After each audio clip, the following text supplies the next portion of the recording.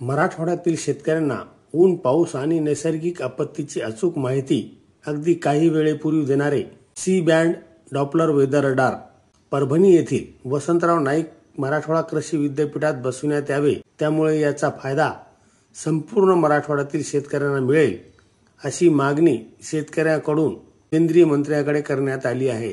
केंद्र सरकारच्या पृथ्वी विज्ञान मंत्रालयाच्या वतीने मराठवाड्यासाठी C band Doppler weather radar मंजूर करण्यात आले आहे। C band Doppler weather radar हे असे प्रगत तंत्रज्ञान आहे की जे हवामान अर्थात पर्जन्यमानाचे निरीक्षण करत नाही, तर हवामानाचा अचूक अंदाज देण्याचे काम करते।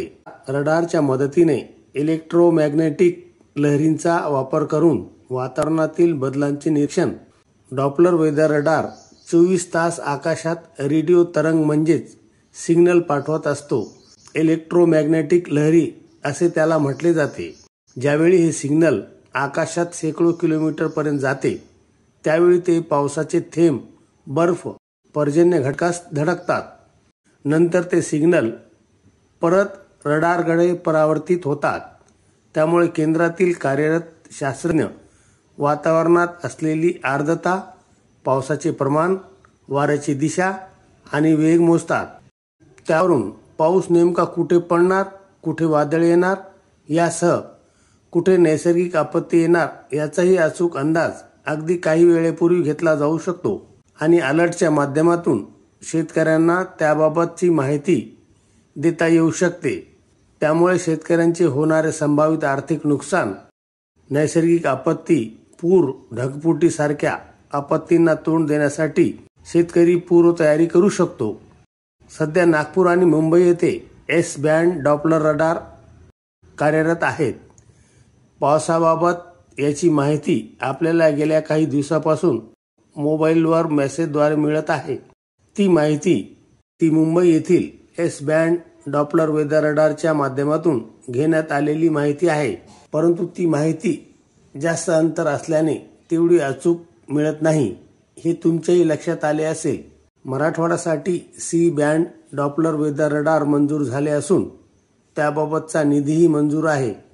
या रडारची क्षमता 200 ते 250 किलोमीटरची आहे। सदरील वेदर रडार संभाजीनगर जिल्ह्यातील खुलदाबाद तालुक्यातील म्हैसमाळ येथे बसवण्याच्या हालचाली सुरू आहेत, परंतु म्हैसमाळ येथे वन विभागाच्या जमिनीवर बसवण्यासाठी परवानगीच्या अडचणी येत आहेत। दुसरे म्हणजे म्हैसमाळ येथे रडार यंत्र बसवण्याचा फायदा मराठवाड्यातील फक्त संभाजीनगर, जालना आणि धाराशिव या 3च जिल्ह्यांना होणार आहे।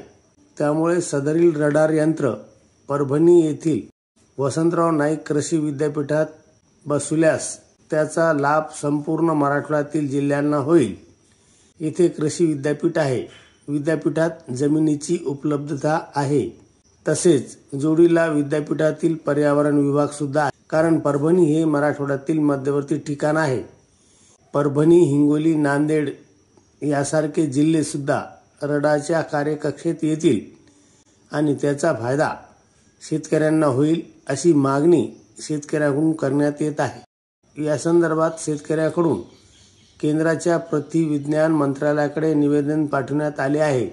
केंद्रीय मंत्र्यांना पाठविलेल्या निवेदनावर सोपनरावजी अवचार, एकनाथरावजी साळवे, ओंकार शिंदे, बाबासाहेब रानेर, विठ्ठलराव जवंजाळ, नरेश शिंदे, गणपतराव शिंदे, मंगेश देशमुख, डॉक्टर अनिल बुलबुले, कृष्णाजी भोसले, सुरेंद्र रोडगे, प्रताप किशनराव काळे, पुरुषोत्तम शिंदे, मोहन मोतीराम गिरी यांच्या सह्या आहेत।